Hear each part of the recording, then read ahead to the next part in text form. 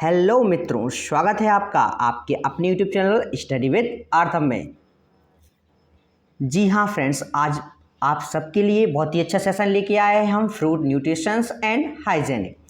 Friends, आप लोग परेशान हो रहे होंगे कि ये माइनर सब्जेक्ट्स क्या हैं और इन सब्जेक्ट्स में कैसा क्या आएगा, पेपर कैसे होगा, क्या हमारी बैक तो नहीं लग जाएगी। माइनर सब्जेक्ट हैं, इनमें बैक लग जाएगी तो क्या हम पेपर दे के और भी पास हो जाएंगे। तो फ्रेंड्स, मेरा कहना है कि आप लोगों की बैक लगे ही क्यों, आप लोगों की बैक लगे ही क्यों, क्योंकि आपके साथ अब जुड़ चुका है स्टडी विद आर्थम। इसमें फ्रेंड्स आपको जो भी आपकी सब्जेक्ट्स माइनर सब्जेक्ट्स होंगे उन सब की वीडियो आपको प्रोवाइड करा दी जाएगी और आप लोगों की बैक लगने की संभावना ही खत्म हो जाएगी। फ्रेंड्स देखिए, आज आपके लिए लेके आए हैं आहार पोषण और स्वास्थ्य विज्ञान। चलिए फ्रेंड्स, आज हम इसको समझते हैं।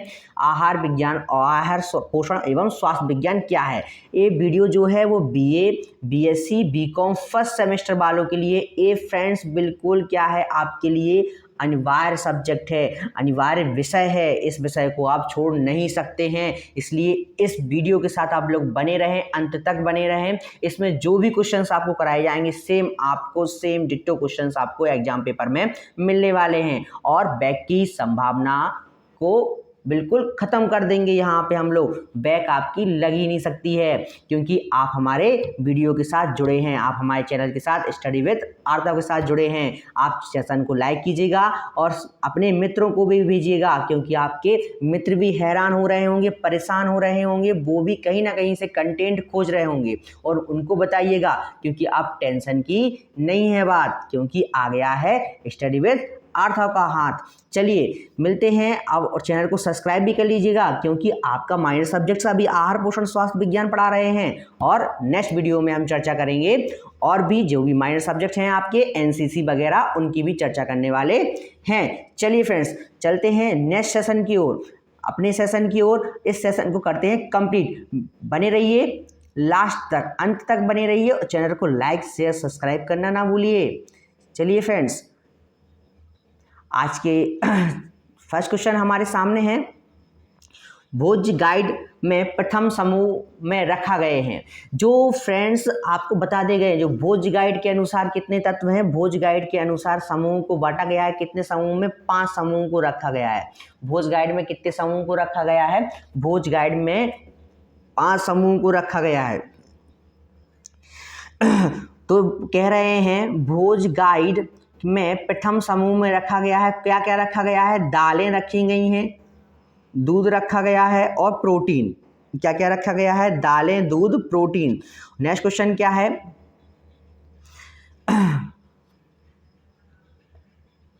नेक्स्ट क्वेश्चन भी आपके सामने है।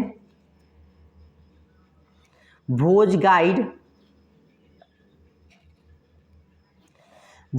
के भोज्य पदार्थ के तीसरे समूह में शामिल किया गया है किसे किसे, फल को और सब्जी को। भोज्य गाइड के चतुर्थ समूह में शामिल किसे किसे किया गया है, गेहूं को और चावल को। चलिए, भोज्य गाइड के पंचम समूह में शामिल किया गया है, किसको किया गया है, वसा। किसको किया गया है, वसा, वसा और शक्कर को। किसको, वसा और शक्कर को। अगला है ICMR। ICMR का पूरा नाम क्या है, ICMR का पूरा नाम होता है, आप लोगों को बता दें, ICMR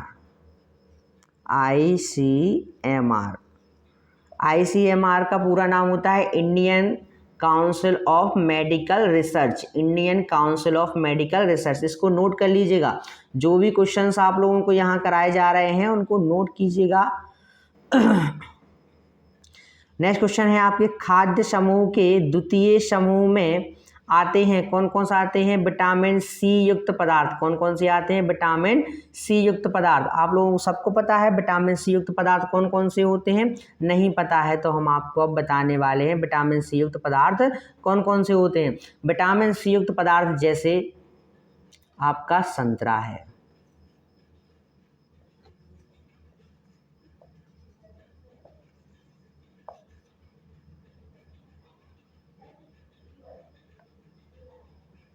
आंवला है,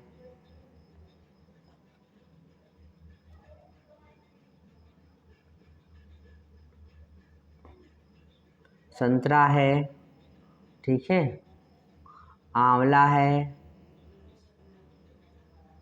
ये चीज़ें किस में आती हैं? विटामिन सी में आती हैं। चलिए फ्रेंड्स, अगला क्वेश्चन आपके सामने है, खाद्य समूह के प्रथम समूह में क्या क्या आता है? तो पत्तेदार सब्जी और फल आते हैं। भोजन के शारीरिक कार्य क्या हैं? भोजन के शारीरिक कार्य हैं ऊर्जा का प्रदान करना, तंतुओं की मरम्मत का निर्माण करना, कोशिकाओं की टूट फूट की मरम्मत करना, रोग प्रतिरोधक क्षमता का विकास करना, मांसपेशियों का विकास करना और शरीर को पुष्ट बनाना।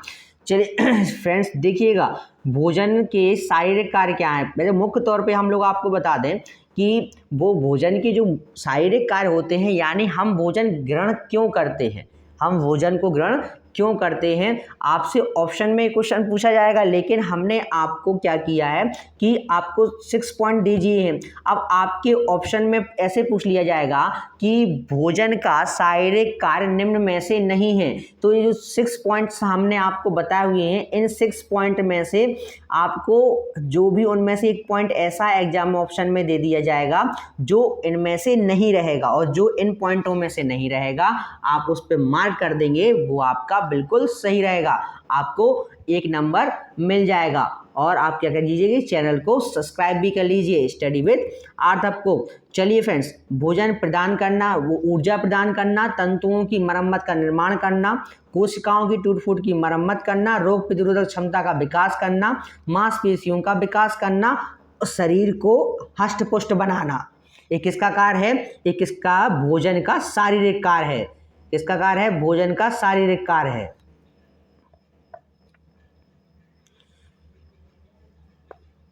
चलिए नेक्स्ट पूछा है, सलाद का भोजन में क्या महत्व है। आप लोगों को बता दें कि सलाद का भोजन में क्या इंपॉर्टेंस है सलाद की भोजन में।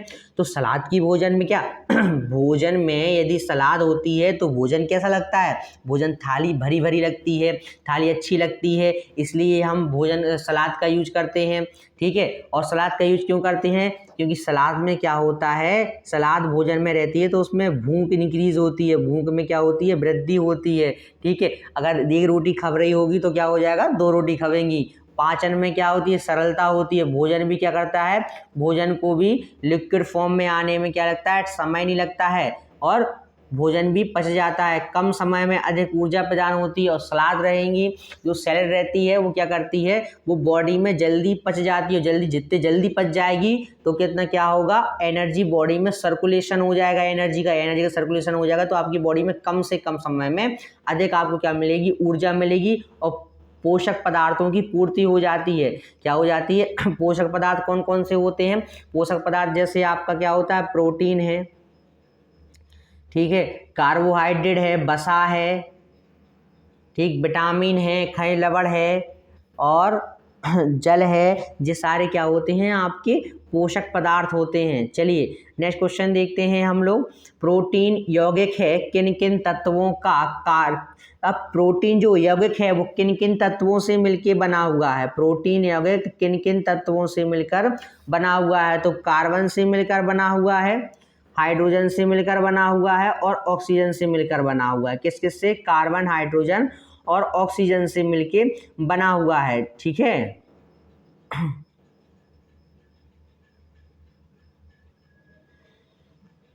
कुपोषण का और कार्बोहाइड्रेट यौगिक है। कार्बोहाइड्रेट किसका यौगिक है?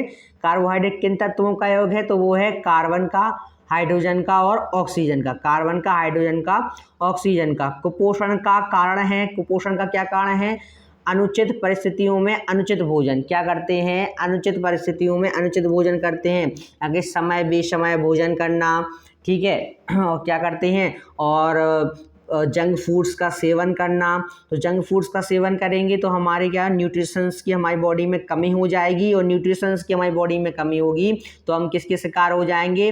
कुपोषण के शिकार हो जाएंगे। और कुपोषण के शिकार के लक्षण क्या क्या होते हैं? उसमें क्या, टांगें पतली हो जाती हैं, पेट उभर आ जाता है, बक्ष स्तर क्या हो जाता है? धस जाता है। एक कुपोषण के शिकार होते हैं। चेहरा या तो आपका बड़ा हो जाएगा, फूल जाएगा, या तो चेहरा आपका बिल्कुल छोटा हो जाएगा।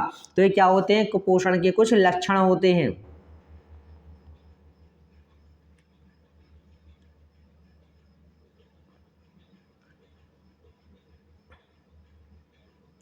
चलिए नेक्स्ट है शरीर में यदि पोषण ना हो तो क्या होता है। शरीर में यदि पोषण नहीं होता है तो हमारा शरीर कैसा हो जाता है, तो क्या हो जाता है, मांसपेशियां ढीली पड़ जाती हैं। मांसपेशियां क्या हो जाती हैं, ढीली पड़ जाती हैं। यदि हम शरीर को भोजन नहीं देंगे, शरीर को पोषित नहीं करेंगे तो शरीर में एनर्जी नहीं रहेगी। शरीर में एनर्जी नहीं रहेगी तो क्या हो जाएंगी, मांसपेशियां ढीली पड़ जाएंगी।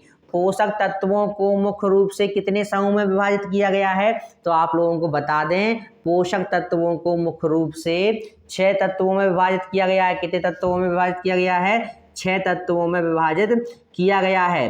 भोज गाइड ने भोज्य पदार्थों के दूसरे समूह में किसे शामिल किया है, तो दूसरे समूह में पहले ही हम आपको बता चुके हैं दूसरे समूह में किन किन को शामिल किया था, और फिर बता देते हैं दूसरे समूह में हमने पीली सब्जियां और फल, हरी सब्जियों को भी इसमें क्या किया था, शामिल किया था। जो आपको क्वेश्चंस, इन सारे क्वेश्चंस को आप अपनी फेयर नोटबुक पर नोट कर लीजिए।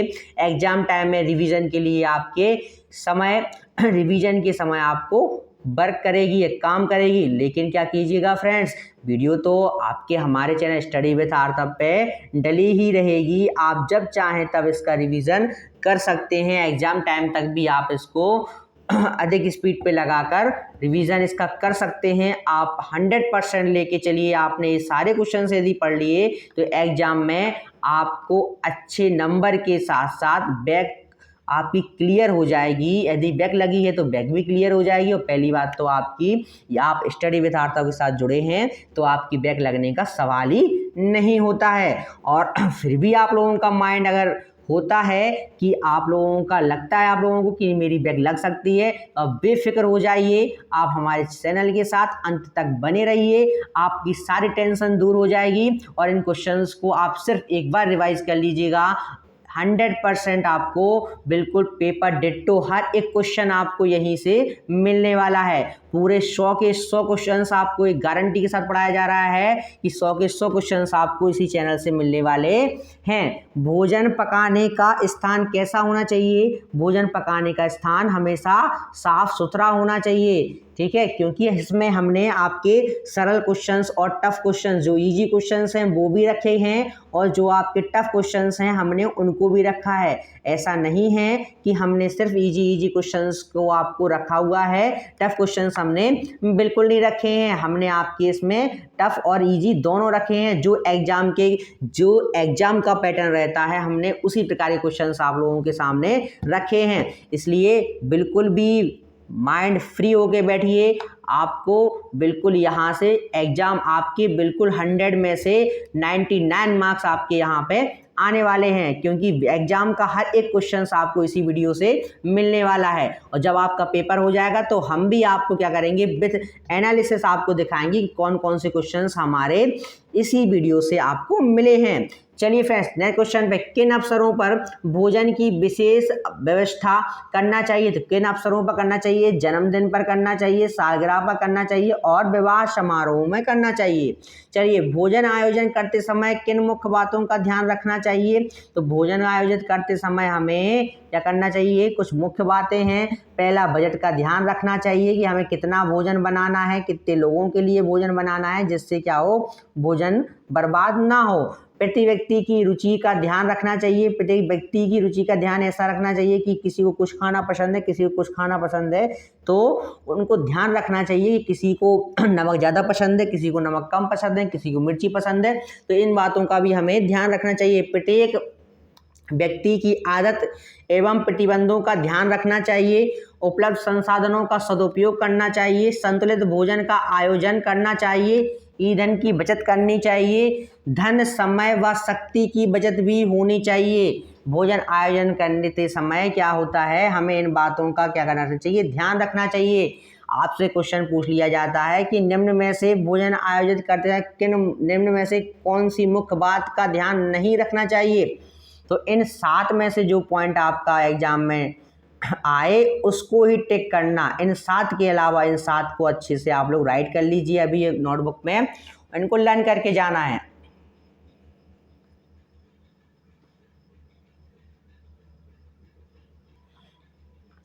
बेशक मित्रों वीडियो बड़ी रहेगी, लेकिन हम प्रयास करेंगे कि कम से कम समय में आपके क्वेश्चन ज़्यादा से ज़्यादा हो सके, क्योंकि हमारे पास क्वेश्चंस की संख्या ज़्यादा है और समय हमारे पास कम है, तो हम स्पीड में तो चलेंगे ही चलेंगे, लेकिन फिर भी अगर वीडियो बड़ी हो जाती है तो आपको अंत तक बने रहना है। ठीक है, चलिए नेक्स्ट क्वेश्चन है अपना। नेक्स्ट क्वेश्चन है, भोजन जीवन के लिए एक आधारी आवश्यकता है, भोजन ही शरीर का पोषण करता है, किसने कहा था? तो भोजन क्या करता है? शरीर का पोषण करता है, कहा था देवेंद्र सिंह ने। किसने कहा था? देवेंद्र सिंह ने कहा था। चलिए नेक्स्ट क्वेश्चन पे देखते हैं। स्वास्थ्य के प्रकार, स्वास्थ्य कितने प्रकार का होता है? तो आपको लोगों को बता दें, स्वास्थ्य मुख्यतः 3 प्रकार का होता है, क्योंकि शारीरिक स्वास्थ्य और भौतिक स्वास्थ्य एक ही होता है, और सामाजिक स्वास्थ्य, मानसिक स्वास्थ्य और सामाजिक स्वास्थ्य कुल 3 प्रकार के होते हैं। एक होता है शारीरिक और भौतिक स्वास्थ्य, एक होता है मानसिक स्वास्थ्य और एक होता है सामाजिक स्वास्थ्य। यदि आपने हमारे चैनल को लाइक शेयर सब्सक्राइब ना किया हो तो आप क्या कर लीजिए, इसको सब्सक्राइब भी कर लीजिए, क्योंकि आपके और भी जो मज़ेदार वीडियो हैं और भी जो आपके माइनर सब्जेक्ट्स की वीडियो हैं वो भी आपको इसी चैनल पर मिलने वाली हैं। क्योंकि अब आप हमारे साथ जुड़ गए हैं तो आप बिल्कुल निष्फिक्र हो जाइए, आपकी प्रॉब्लम का समाधान सिर्फ एक ही चैनल है, उसका नाम क्या है? स्टडी विद आर्थम। चलिए जुड़ी रहिए हमारे साथ। स्वास्थ्य वह वस्तु है जिससे मन संसार के सुख भोगते हुए सदैव आनंदित रहता है, किसने कहा था? स्वास्थ्य वह वस्तु है जो क्या रहता है? जिससे मन संसार के सुखों को भोगता है और सदैव आनंदित रहता है, किसने कहा था? पी एडमज ने कहा था। स्वस्थ शरीर, मन या आत्मा में निरोगता की अवस्था है, मुख्यतः यह शारीरिक रूप से तथा दर्द का अभाव है, किसने कहा था? वेबस्टर ने कहा था। किसने कहा था? वेबस्टर ने कहा था। उत्तम पोषण कहते हैं, किसे कहते हैं उत्तम पोषण? उत्तम पोषण किसे कहते हैं बताइए फटाफट। उत्तम पोषण कहते हैं सुपोषण को, सुपोषण को ही उत्तम पोषण कहते हैं, सुपोषण को ही हम लोग क्या कहते हैं? उत्तम पोषण कहते हैं। मानव जीवन की प्राथमिक आवश्यकता क्या है? मानव जीवन की प्राथमिक आवश्यकता है भोजन। क्या आवश्यकता है? भोजन। मानव शरीर को कौन पोषण करता है? कौन पोषित करता है? भोजन ही पोषित करता है। प्रत्येक व्यक्ति के लिए संतुलित आहार होता है, क्या होता है? अलग अलग होता है, किसी के लिए अलग अलग होता है, सबके लिए, किसी के लिए दाल होती है, कोई सब्जी खाता है, तो उसी प्रकार के संतुलित भोजन सब लोगों के लिए अलग अलग होते हैं। कुपोषण का उपचार संभव है, कैसे संभव है? संतुलित आहार द्वारा। कुपोषण का इलाज सिर्फ एक ही है कि यदि किसी व्यक्ति को संतुलित आहार दिया जाए तो वह क्या होता है? कभी कुपोषित ही नहीं होगा। कुपोषण का कारण है, क्या कारण है? दोषपूर्ण भोजन, गंदे हाथों से भोजन करना, साफ सुथरे बर्तनों में भोजन का ना बनाना, साफ सफाई का ध्यान ना रखना और संतुलित आहार ना लेना, ये सब क्या है? कुपोषण के ही कारण हैं। चलिए कुपोषण के लक्षण क्या क्या होते हैं? तो हमने आपको अभी अभी बताया क्या होता है? दवा बक्ष स्थल होता है, आप लोगों की मांसपेशियां क्या हो जाएंगी? ढीली हो जाएंगी, अस्वस्थ सही रहेगा, पेट क्या होगा? टांगे चिपक जाएंगी और पेट आपके पेट निकलने लगेगा। तो ये क्या होते हैं? कुपोषण के लक्षण होते हैं। क्या होते हैं? क्या होते हैं मित्र? कुपोषण के लक्षण होते हैं। चलिए नेक्स्ट देखते हैं। स्वस्थ रहने के लिए व्यक्ति को कैसे भोजन की आवश्यकता होती है? तो स्वस्थ रहने के लिए व्यक्ति को कैसे भोजन की आवश्यकता होती है? पौष्टिक भोजन की आवश्यकता होती है। कैसे भोजन की आवश्यकता होती है? पौष्टिक भोजन की आवश्यकता होती है। अत्यधिक पोषण,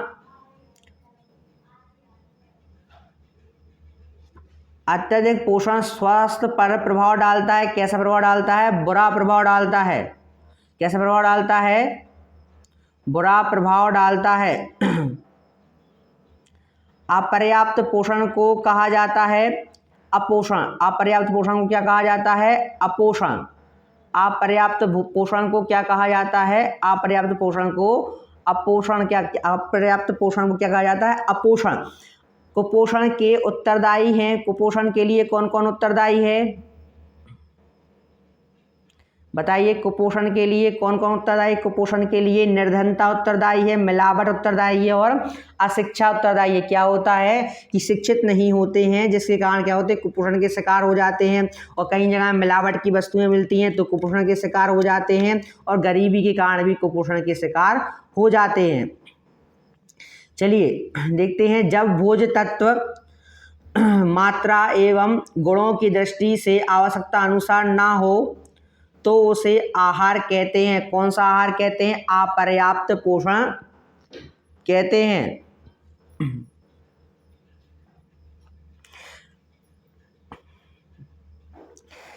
पोषण की स्थितियां होती हैं। पोषण की कितनी स्थितियां होती हैं? पोषण की कुल 4 स्थितियां होती हैं।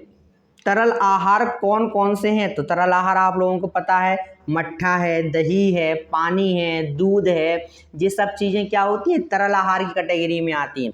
पूर्ण तरल आहार किसे माना? एक क्वेश्चन आपका आया हुआ क्वेश्चन है, पूर्ण तरल आहार है तो पूर्ण तरल आहार कौन सा है?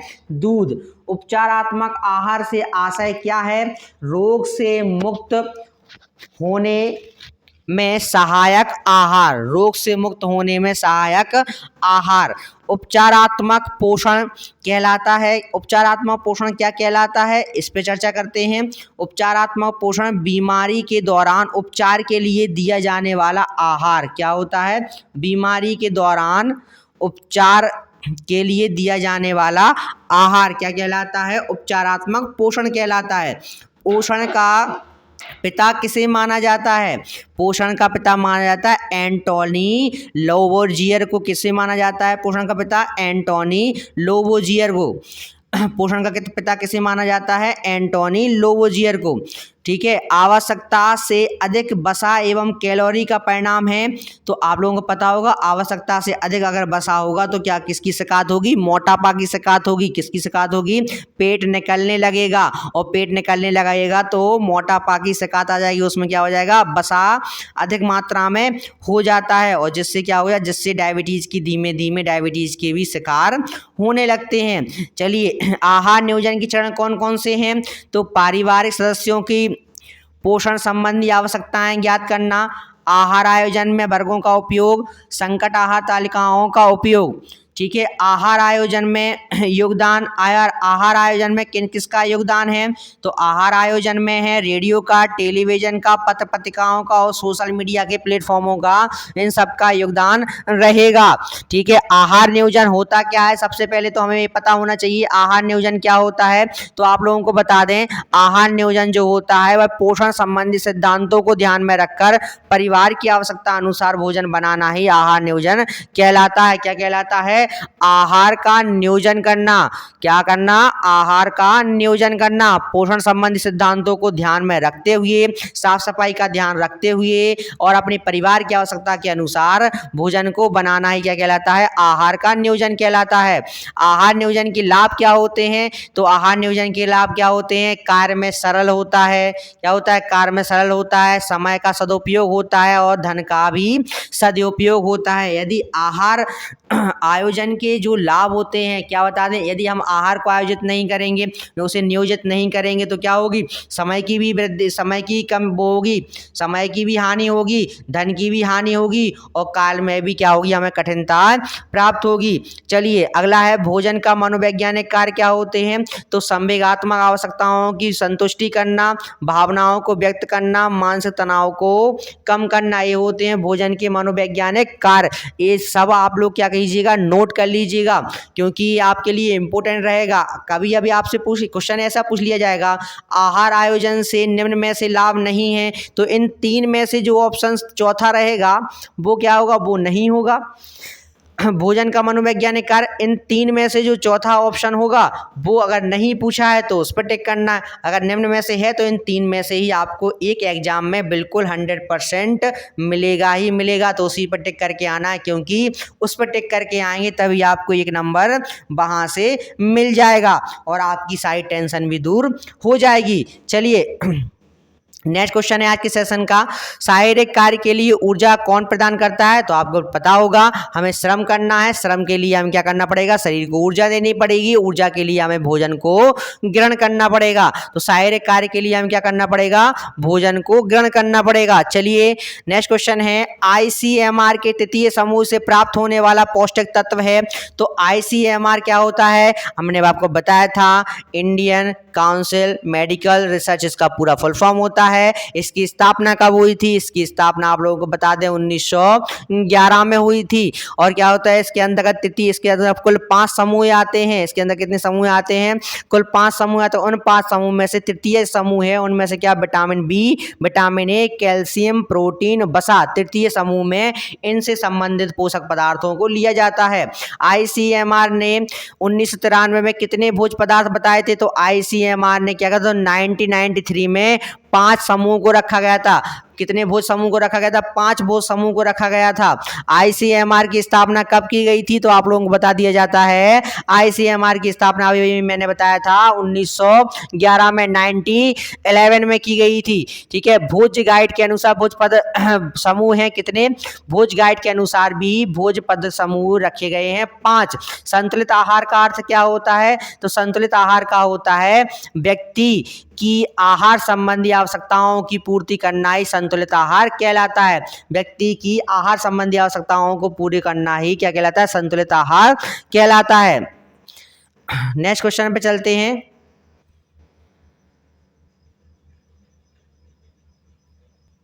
शिशुओं एवं बालकों की दिन में दूध देना चाहिए। शिशु एवं बालकों को दिन में कितने बार दूध देना चाहिए? तो 3 से 4 बार शिशु एवं बालकों को दिन में 3 से 4 बार क्या देना चाहिए? दूध देना चाहिए। तृतीय समूह का फल नहीं है, तृतीय समूह में एक फल है वो शामिल नहीं किया गया। एक क्वेश्चन आपका बहुत पूछा जाता है, रिपीटेड क्वेश्चन है, बहुत कई बार आया है एग्जाम में और इस बार भी हो सकता है आपके एग्जाम में आए। तो फल नहीं है, कीवी। क्या रहेगा? कीवी। शरीर की अनैच्छिक क्रियाएं कौन कौन सी होती है? शरीर की अनैच्छिक क्रियाएं जैसे सांस लेना, दिल का धड़कना, रक्त परिसंचरण का, मूत्र विसर्जन करना, मल विसर्जन करना, पलक का झपकना, वे क्रियाएं जिन पर क्या होता है? मनुष्य का बस नहीं होता है, वह उन्हें चाह के भी नहीं रोक सकता है। आप पलक झपकने को नहीं रोक सकते हैं। बहुत बहुत धन्यवाद फ्रेंड्स, हमारे सेशन के साथ अंत तक बने रहने के लिए। स्टडी विद आर्थव के साथ फ्रेंड्स ऐसे ही और माइनर सब्जेक्ट्स की वीडियो का नोटिफिकेशन जानने के लिए, पहले अपडेट पाने के लिए आप चैनल को सब्सक्राइब कीजिए स्टडी विद आर्थव, और चैनल को लाइक कीजिए और से अपने मित्रों को भी भेज दीजिएगा, जिससे भी क्या हो,